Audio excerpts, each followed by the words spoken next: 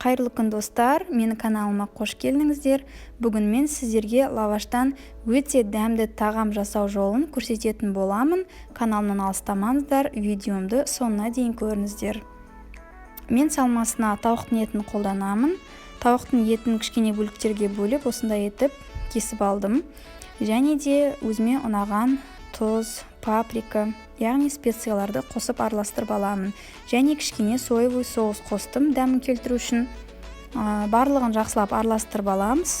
Және тауықтың етін кішкене май құйып табаға қуырып аламыз. Астың басып 15-20 минуттай тауықтың еті дайын болғанша қуырамыз.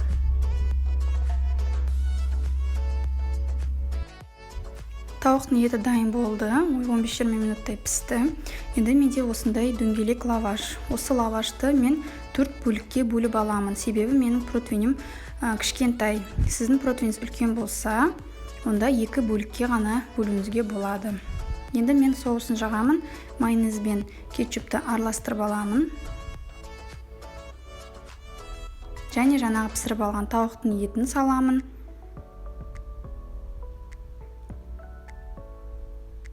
Өзіңізге ұнаған салмаңызды салуыңызға болады.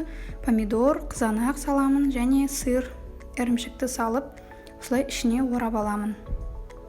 Осылай етіп орайсыздар. Барлығын осындай тәсілмен жасап шығуымыз керек.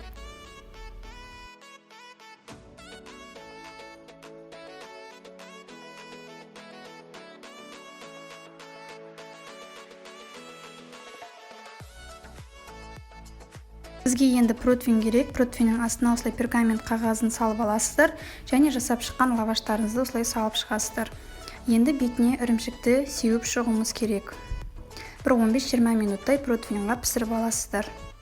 Бетіндегі ірімшігі еру керек.